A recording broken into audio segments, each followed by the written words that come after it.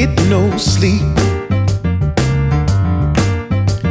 Justice is calling on me. Justice won't never leave me.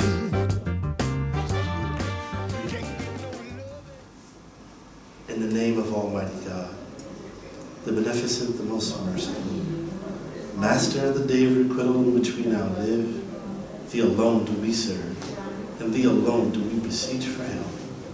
Guide us on the straight path, the path of those upon whom You've bestowed favors, not the path of those upon whom wrath is brought down, nor of those who go astray. We beseech Your aid and ask for Your mercy. We believe in You and trust in You for all that we need. We are helpers in Your cause with Your apostle. Please grant to us success. Amen. Thank you. Thank you. Please come here, brothers. Again, I'm very honored that all of you will attend. We have a very, very special person, human being, that will grace us with His presence in the city of Stockton. And he's been here many, many times in the Nation of Islam, our local study group that we have. He's fundamental. He's one of the fundamental building blocks of our success in the city of Stockton as far as our local study group is concerned.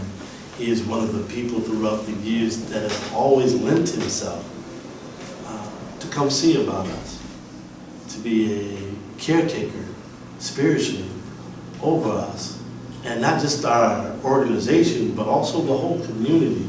And from here all the way through the Central Valley, he has made many, many friends, and made people that were not friends, they became friends after exposure to him. You know you're in the presence of a man of God when enemies can be made friends. You know you're in the presence of evil when friends no longer are friends anymore and they become enemies. So when people are bound together by the presence of a person for good, then you know God is in that work. So I have no doubt in my mind that God has blessed us with His presence.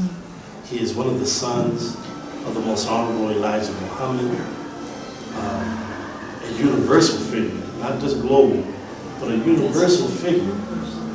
And really the driving force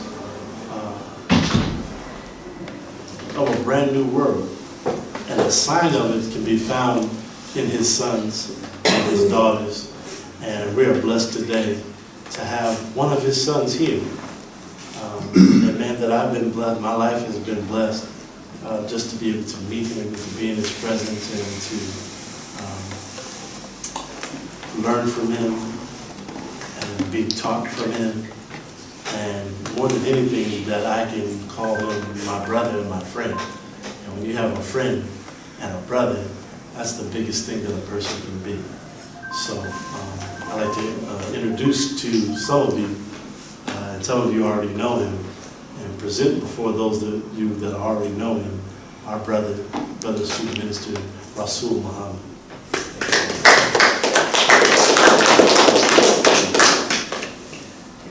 Thank you very much.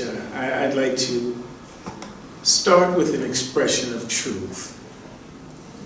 I don't know this man.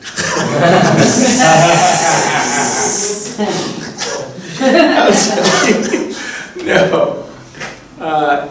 It is our tradition in our faith and religion as Muslims to acknowledge the Creator. We say Allah, but it's important to know that God is known by many names.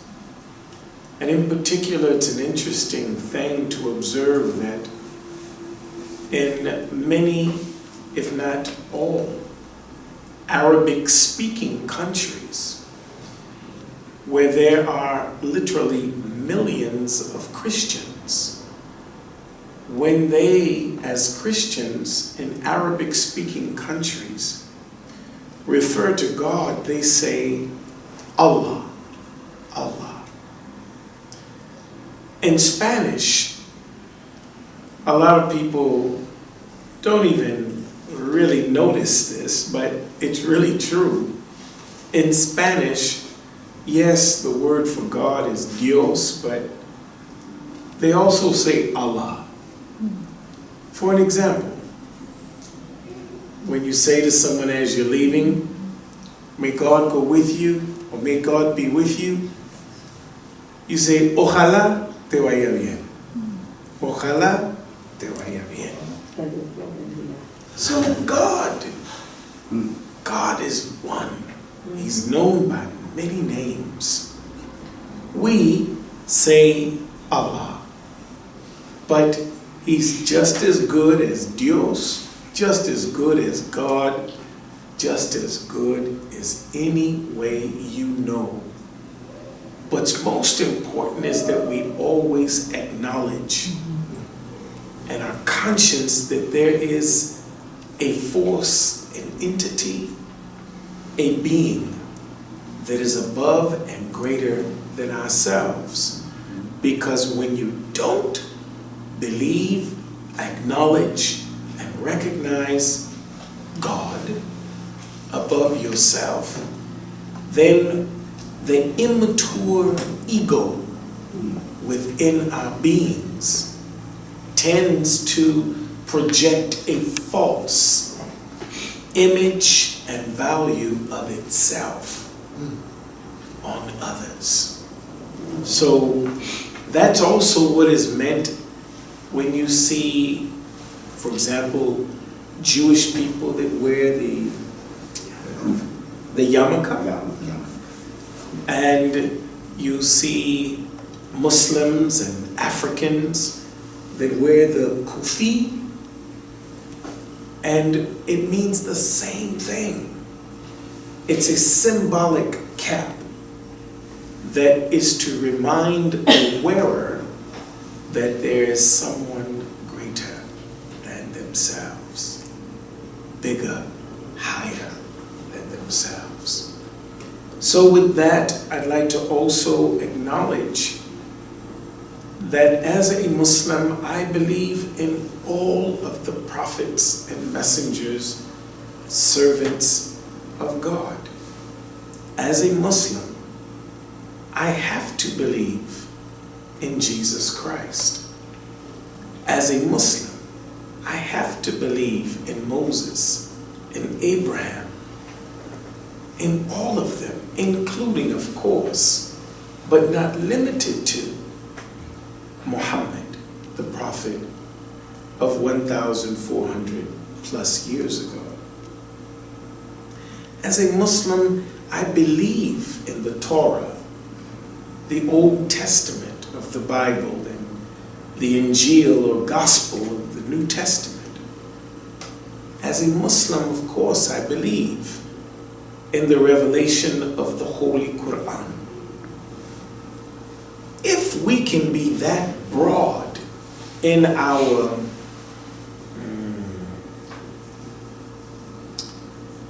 dogmatic teaching or preaching of the body of knowledge or information that we use to guide our lives, then we need to take it a little step further in practice.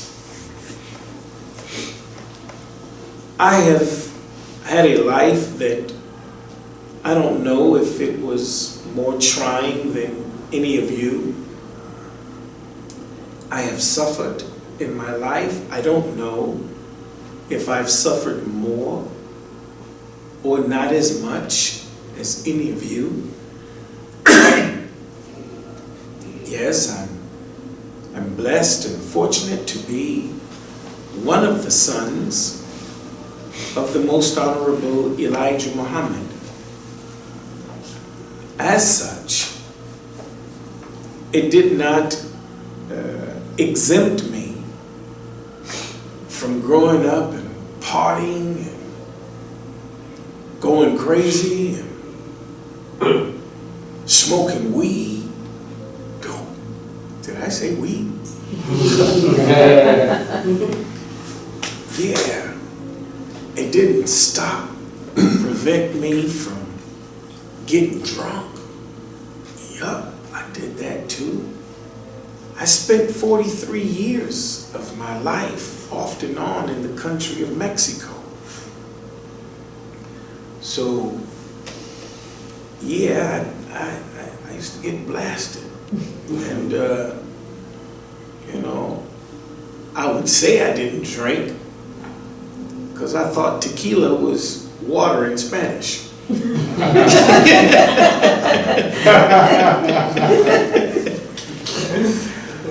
It didn't exempt me from getting into a little trouble and getting arrested about 7 times in my life. I honestly lost count. I just remember 7, but I did get arrested quite a bit. And then I'm gonna tell you something. What really started to affect my life, impacted, was I started losing friends that were very dear to me. And Mexico was mostly to car accidents under the influence. I had a great friend of mine. I loved this guy very, very, very, very, very much. We were both bodybuilders at the time, and football players, and running with the girls, and partying, and everything, and everything that's associated with it. And I'm not gonna make a full public confession.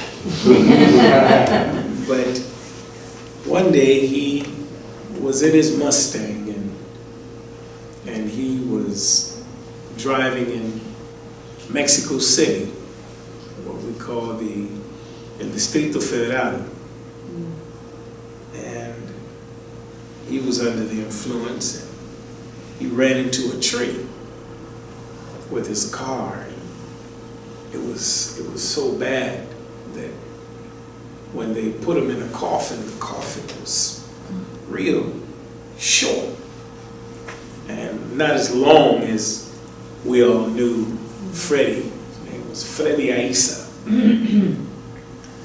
And that was because the impact was such that it crushed his spine and it literally shortened his body. And that really, it had a very powerful impact on me. The Catholic tradition in Mexico is that, you know, you mourn with the body all night long. And I still hear the cries of his mother to this day, literally.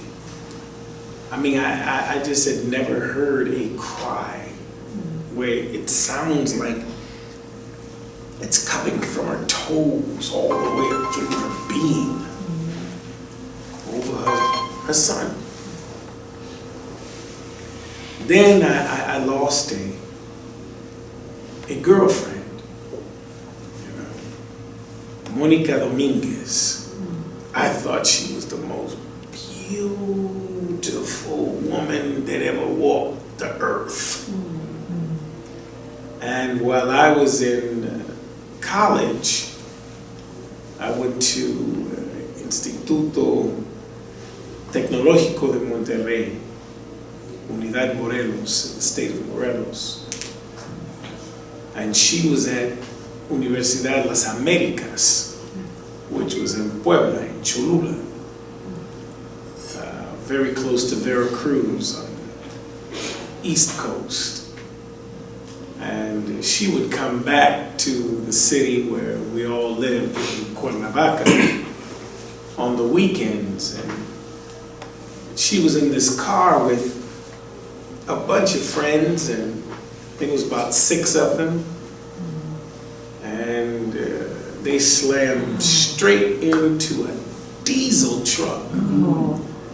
Everybody walked away but her.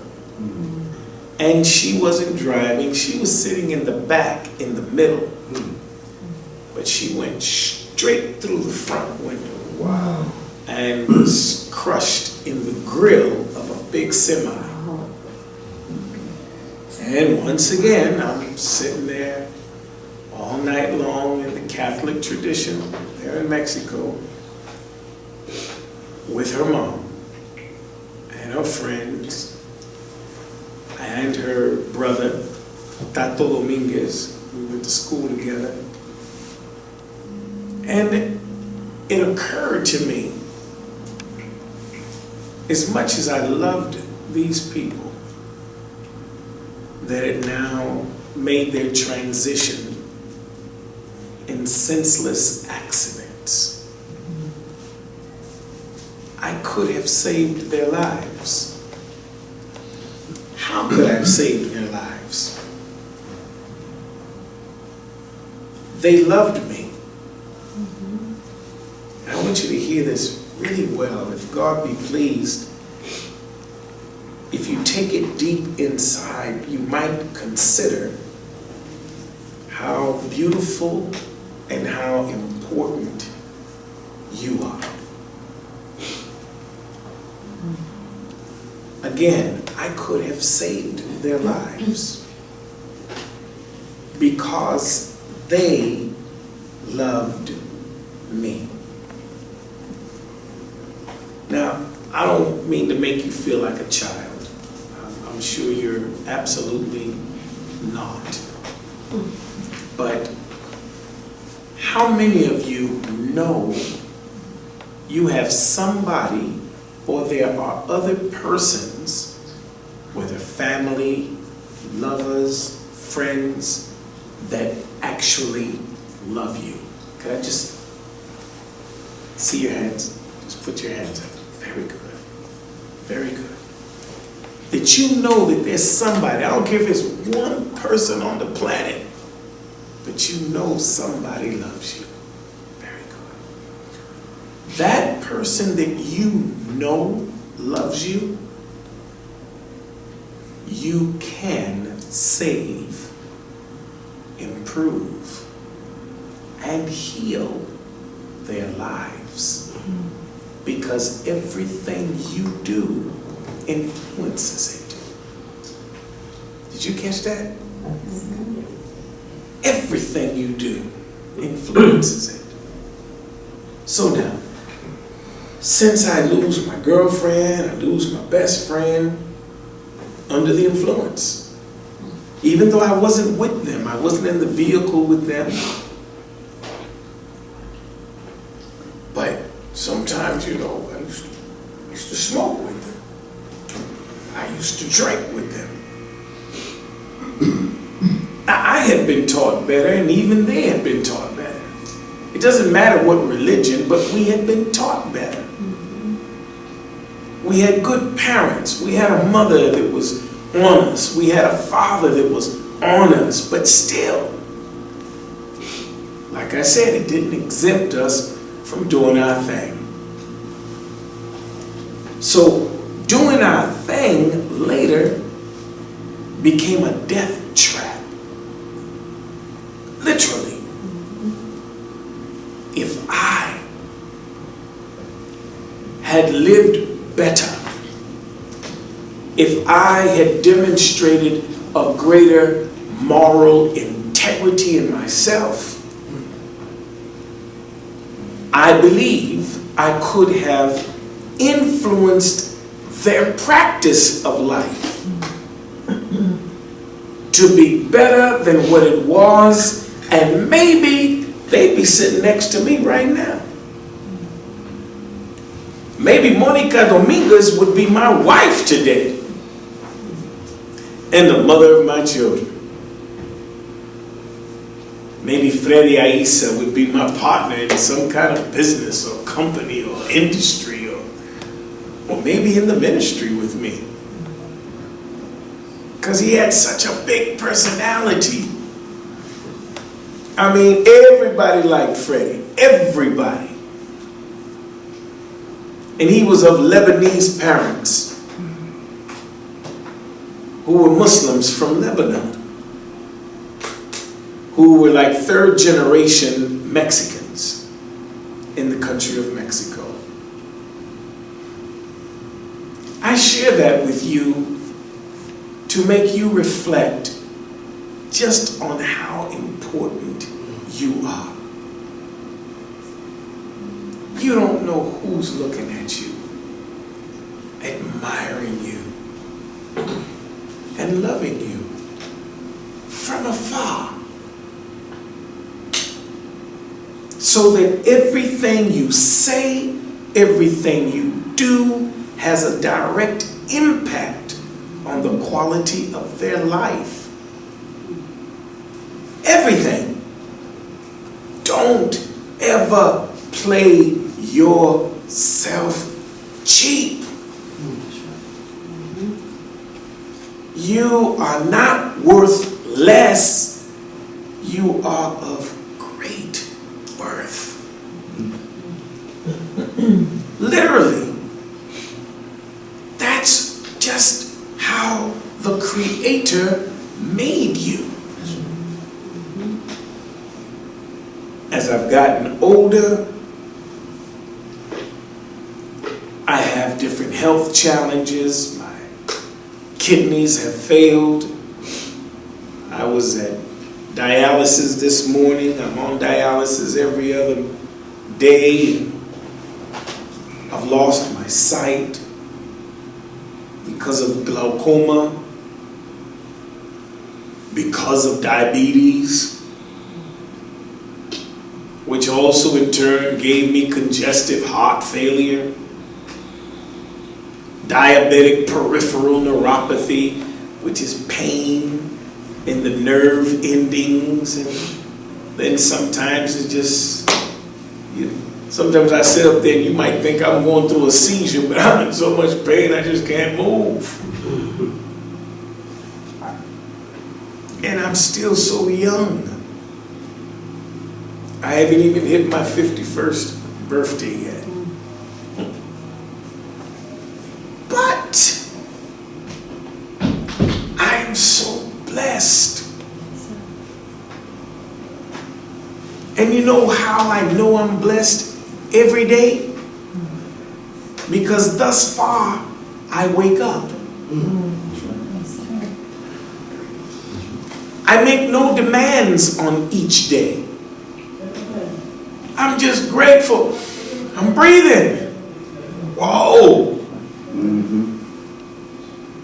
And I got real good hair too.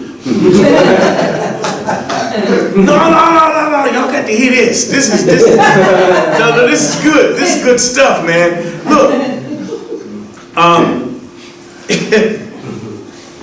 it's not straight.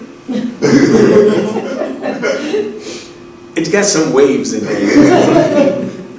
And we used to have a saying, you know, curls for the girls, waves for the babes, and some skin for the men.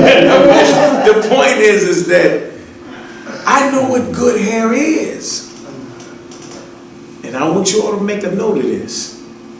Good hair is not straight, it's not curly, it's not nappy or kinky, it's not dark, it's not light. Even in Mexico, you know, a lot of people down there, they worship blonde hair. I don't get it. I don't get it. I mean, blonde hair looks good on some people. I don't have nothing against blonde hair. Blonde hair never did anything to me. You know, so more power to you. But good hair. I want y'all to get this. This is the bomb. Good hair is the hair that don't fall out. Okay? I still got my hair. It is thinning on the top, but it's thick on the sides. Okay? So I'm straight. I'm blessed. Don't become someone that complains. I don't care what you're going through in life. There's no honor in complaining. There was a man who went up to the Prophet Muhammad, 1400 years ago, and said, "Oh Prophet, I want to be of the most honorable of men." And the Prophet said to him, "If you do not complain to any creature, you will be of the most honorable of men." I thought about it and I said, wow. Why didn't he say, if you do not complain to any person? Why did he say, if you do not complain to any creature? And one day I'm looking down and looking at ants. And if you know something, if you know something about ants and the struggle of ants and how unified and mutually supportive ants are, if they're going to cross a little stream of water, do you know that they will sacrifice themselves? If it's 100 ants, as long as one makes it across, 99 ants are willing to die drowning in the water and stack up their bodies so that one can make it across.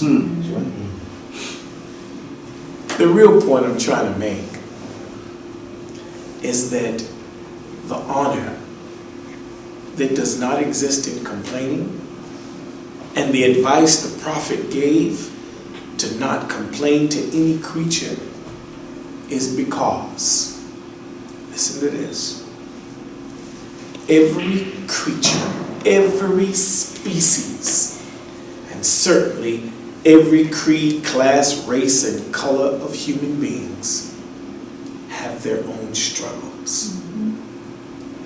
How dare us go and just unload all of our problems on somebody else without even regard, thought, consideration, or compassion to what they're going through. Literally, what we're looking at in the world today are human beings who are devalued by arrogance, devalued by insensitivity, devalued by racism, devalued by classism, devalued by sexism. I was talking to some friends of mine some years ago who are Baptist preachers. And according to the strict Baptist tradition, a woman is not allowed in the pulpit. Now listen to this now. This is according to the strict tradition. That's only for men. And women are not supposed to come into the pulpit. And I thought about it real hard. I said, wait, something in my nature, my being said, this don't make no sense. How is it that a woman cannot preach from the pulpit when every child born, whether in China, in America, Mexico, the Caribbean, Africa, Europe, no matter what the language, they all are born saying mama. All of them. And mama is the first teacher. Before we learn to say Muhammad, Jesus, Jesucristo, Dios, God, Allah, we all say mama. So what is wrong with us that we get to an age after we done drank all our milk, you know, ate all the Gerbers, soiled all the diapers, and she cleans it up. How dare you now get to the point where you think that there's a place for just you? El hombre, the man, but not the woman. Woman, you stay in your place. She'd been in her place. If she hadn't been in her place, you wouldn't be in yours. That's what's wrong with the world. We've become stupidly sexist.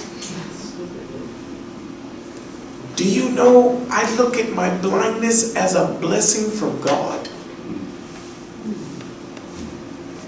Because I can't see if you're black or white or Mexican.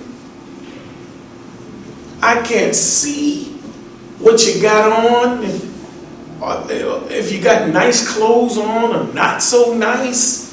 I just hope you have something on.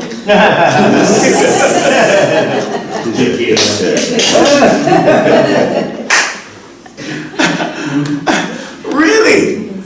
And I mean, I love women, literally. And I say that only, you can see, I don't wear pink socks. Ain't no sugar in my tank. I don't go that way. But I can't tell if you're a pretty woman or not so a pretty woman. I don't care. Because now I see with my heart. I see with my ears. I can't be maybe the vain person I used to be. I can't be maybe the racist person I used to be. I don't ask people, are you a Muslim? Are you a Christian? What denomination are you? No. Blind is so cool because I just listen for God in every sound. I listen for God in the way the birds chirp outside. Is that you, God? I don't care if I look crazy to you, but that's how sensitive my being is becoming. When I meet human beings, I embrace everybody. That's not ignoring that there are evil people in the world. I know there's evil people in the world. There might be an evil person in this circle. But I don't judge it. Your being evil should not necessitate or cause me to compromise my being good. So I'm going to love you anyway.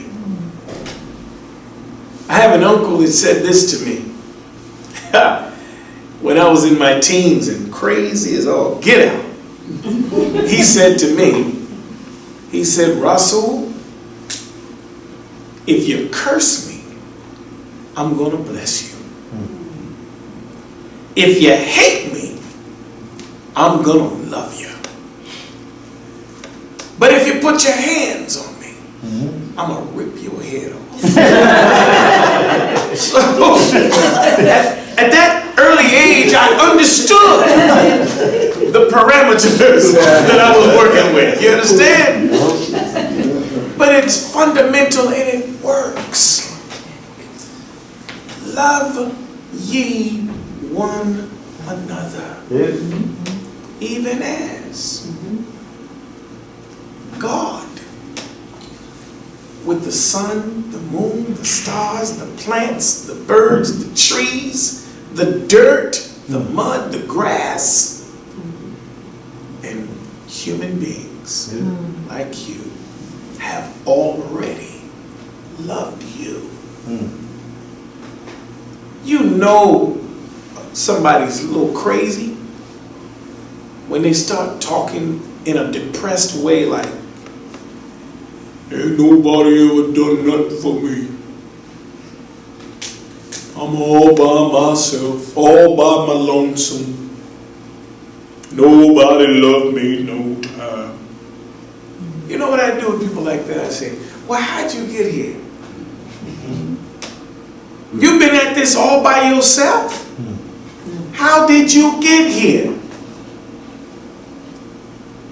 Look, we all got here because of the help of somebody. Somebody cared enough. I don't care. Somebody helped you cross a street. Somebody birthed you into the world. Somebody gave you a cup of water. Somebody made you a meal, gave you a piece of bread that you didn't bake. Stop being so ungrateful. There's so much to thank God for, and to be humble in your demeanor about, than arrogant and haughty. Stop it. I was looking at the country of India. They got over 1 billion people. You ready for this? 595,000 estimate do not use the latrine. That's a lot of people dumping in the fields.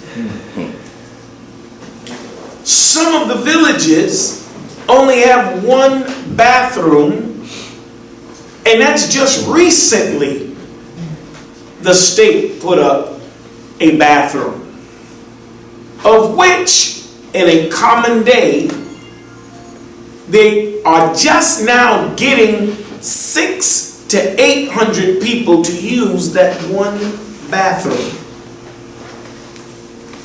That's something in it. There's so much we take for granted. I don't just have a bathroom, I got several bathrooms in my house. I got running water. So many people don't. It looks crazy when human beings walk around proud and arrogant. Stop it. So much to be grateful for. Literally. So, I want to close with this. Religion.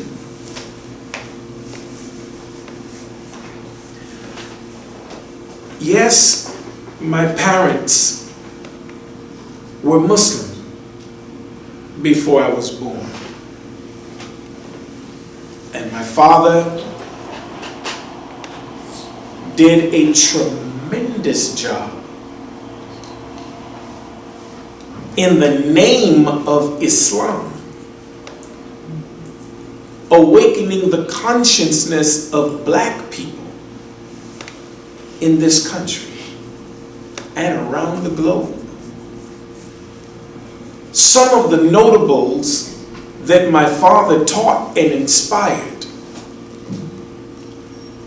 were Malcolm X in the 1960s,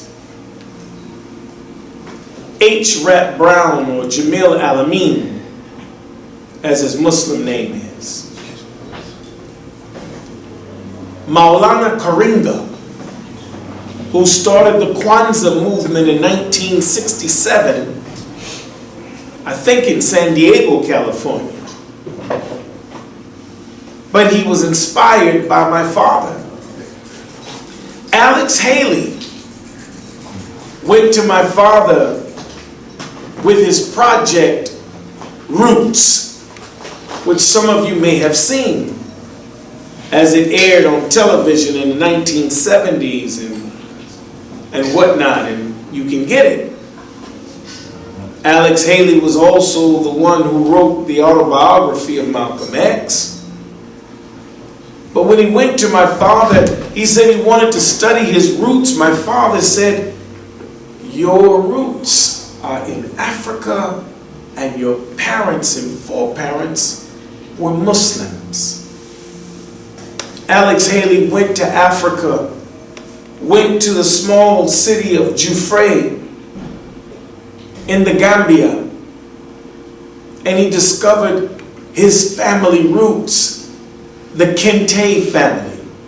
Kente were Muslims.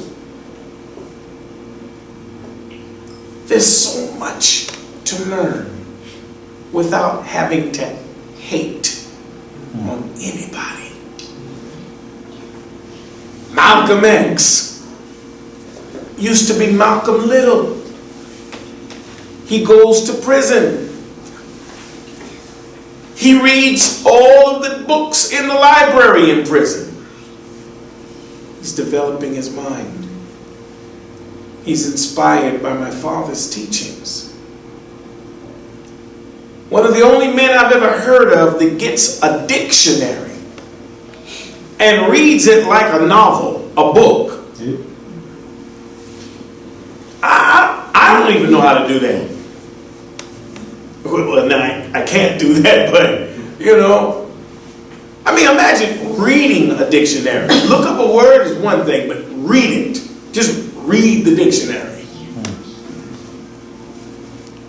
One day, I have this 1960 edition of the Webster's Dictionary, and in the beginning of the book, because I thought I was going to do like Malcolm did, just read the dictionary, and I did. But in the beginning, Webster was explaining how important it is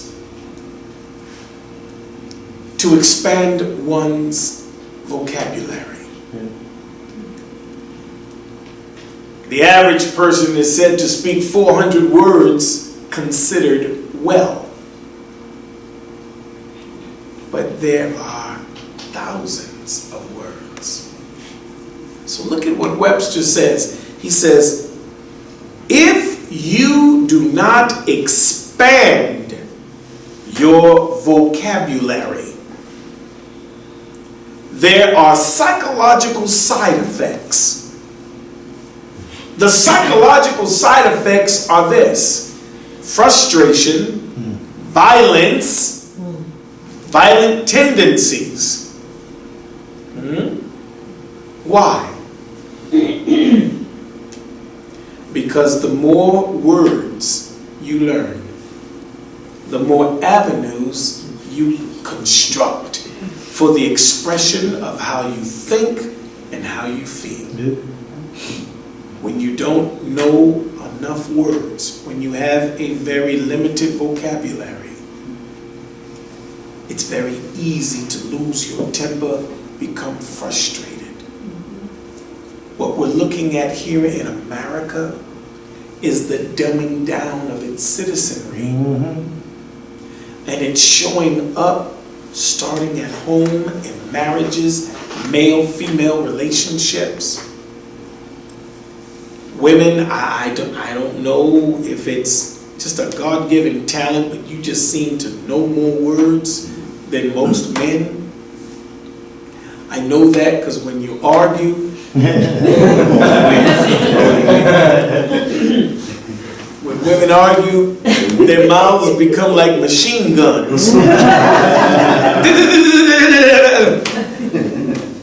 And men become very frustrated, and then they become violent. You know, I literally witnessed an argument like that, where I can't begin to tell you all the things that she was saying to him, and all he said back to her, he was just sitting there. Well, you better shut up.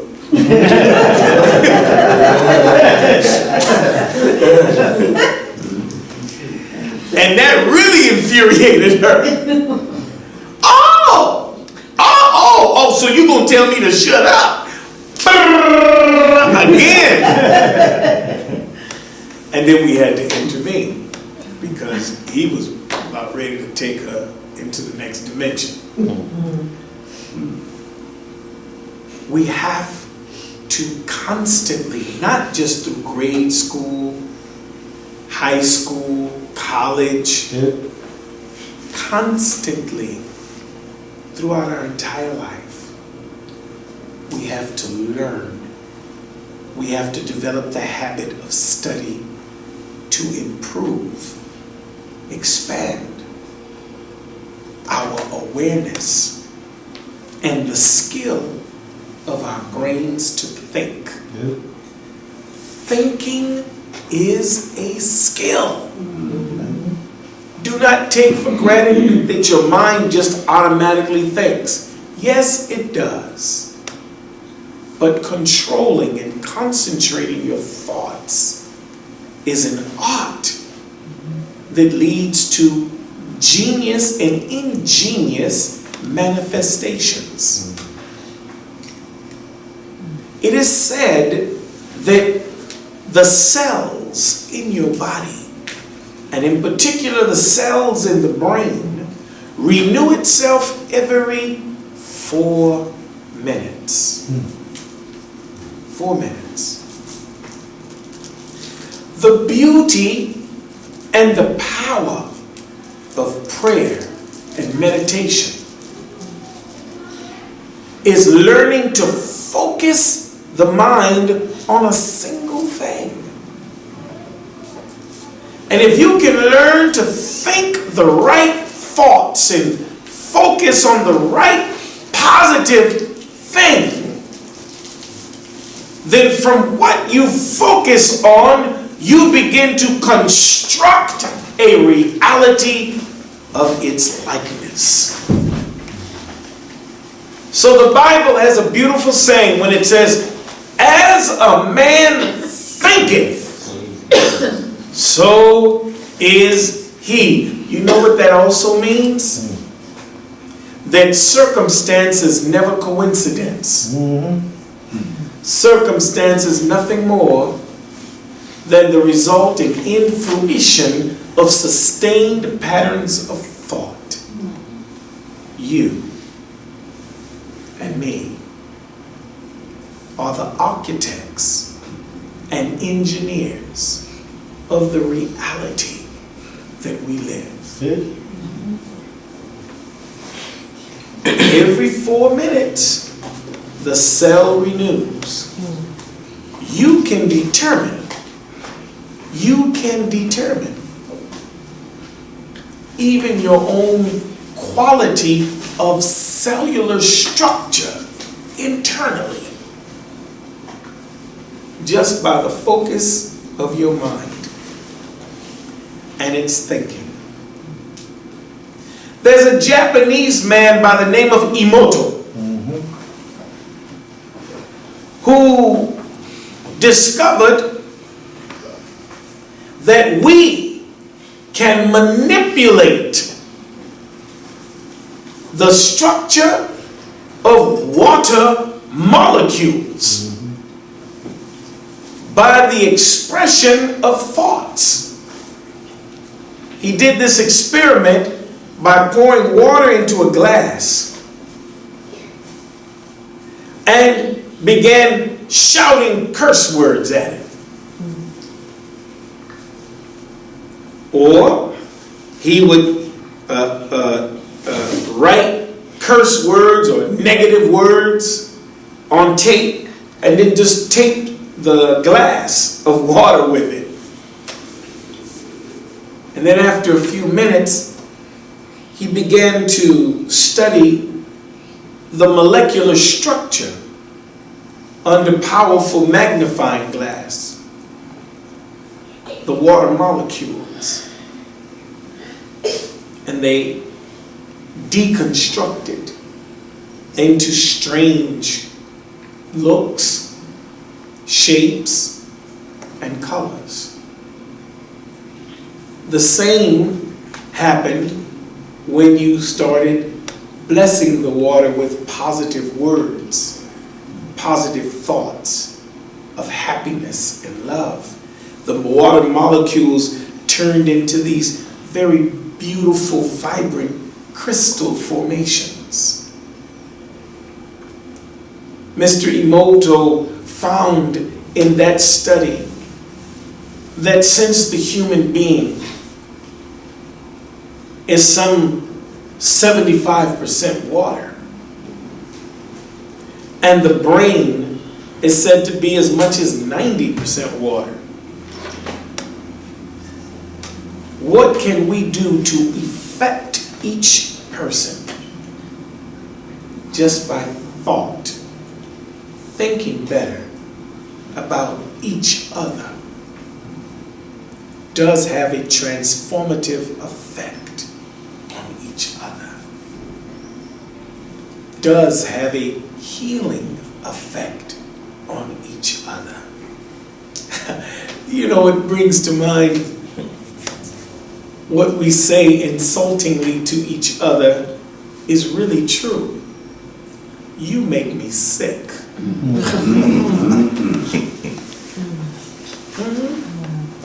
And when people get to the point where they tell you that, you make me sick, that means your vibe, your frequency, because that's all we are. We're frequencies of energy clothed in flesh, organic flesh. But we're walking, moving bioenergy. And it's affecting every living creature. Okay. Yes. We okay? Oh, okay. Is Samuel here? Yes, sir. Man, Yes, sir. Goes on. where's Samuel? I need my hug, man. I've been waiting to see you, man. How are you? Good one, sir. Qué gusto. Qué gusto. Mucho gusto. Que Dios te bendiga. Igualmente, lo mismo. Yeah, man. We old buddies. Yes, sir. I've been waiting to see him. Excited to see him. Mm-hmm. He's always been so kind. Man, I'm humbled just to be in his presence, and I mean that. Thank you very much, sir. Thank you. But anyway, back to the water. We have this effect on each other. And can I tell you one other thing that's scientifically proven is so awesome? Yes. Organizations like this that are always giving or rendering service and services to people, whether they're seniors, children, special needs, whatever the reality, the human reality is, they try and do something. The most medicinal, powerful, potent, therapeutic, energetic vibe that emanates particularly from this organization is the intention, the power of its intention. The power of the intention of Samuel. The power of intention of Brother Brian. The power of intention of people in your community like Tommy or David, or I don't remember everybody's name that I've met over the years, but that transcends buildings, brick, mortar. It transcends whether you got a suit and a tie on, a t-shirt and jeans. The power of intention affects the molecular structure of all living beings. Let me tell you something. If you're black, if you're brown, brown, if you're red, if you're Asian yellow, if you're white, Anglo-Saxon, to show you how your shade, hue, color means nothing in the face of intention. Just try and practice one day, just one day, intending good to every living creature, even that nasty fly. Don't immediately go for the swatter to kill it. Go first to the window and see if I can set it free. Now, if it's a little stubborn, you might need to give it a little help.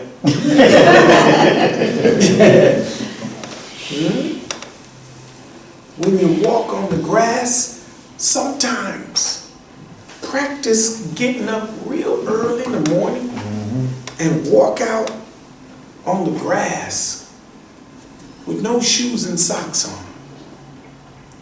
Feel that energy of Mother Earth going up through the nerve endings of your feet and go up through your body. You've now become a walking, moving, organic form connected to the organic reality and creation of God. It will cure you, and you will give it back the balance that it has lost with evil people trampling over it. I have a theory I would like to share with you.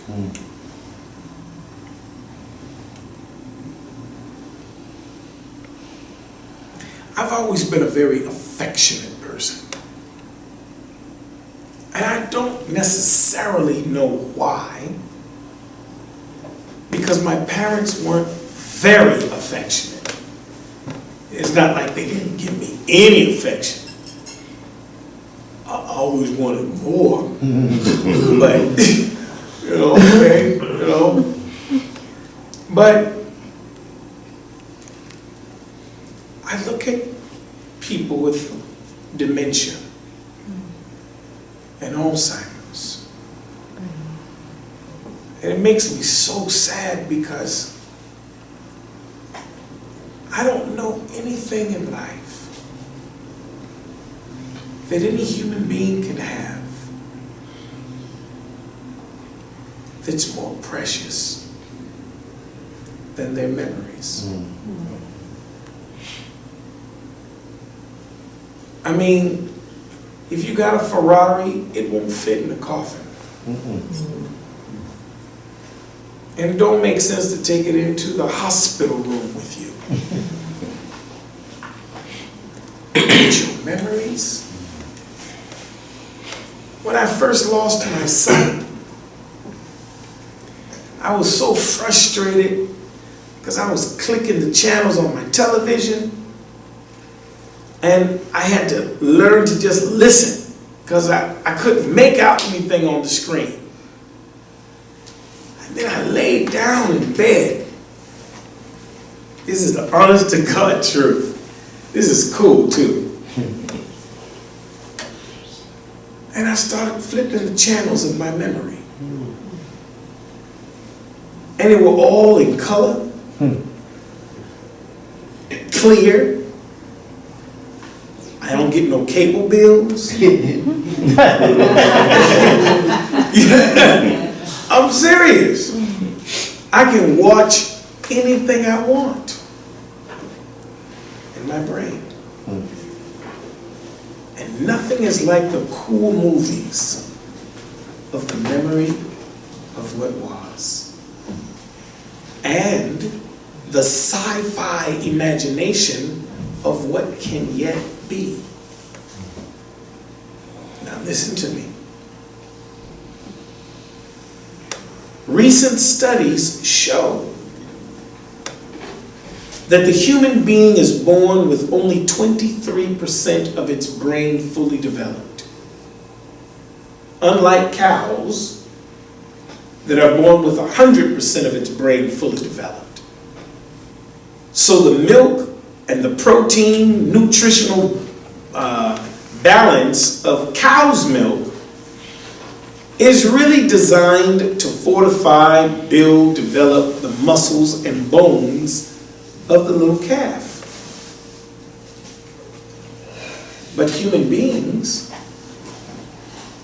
mother's milk is designed to not only further the development of the muscles and the bones of the baby, but also furtherance of the development of that 77% of the brain.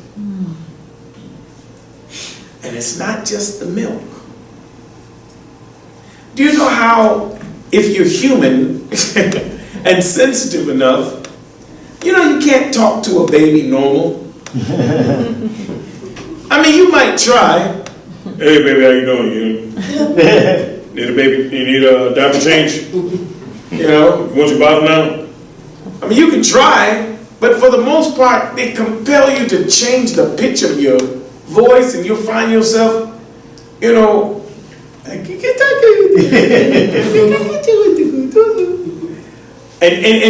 baby's response is always everything. They're so moved by the sound of your voice, you don't even have to use clear words. In the science of communication, they say that words are only 38% of communication. 53% of communication is sound. Sound. And we see babies, because babies are born so pure and receptive, they just feel. But check this out. They say that when a baby's born and it does not receive affection, abnormalities develop. Because to touch a baby, to speak to a baby in the sound that is gentle, stimulates the growth of brain cells. Check this out. I'm done. But check this out. You know what I found? At the root of the dumbing down of America, it's not as simple as we gotta fix the educational system. We gotta fix the political system. We gotta fix the system. At the root of the dumbing down of America, and why we are moving further down the list as it relates to education in the world, is because there's no love. Yeah, I want you to think about that. No love. Yeah, with maybe the entertainment capital of the world. But that don't mean there's love.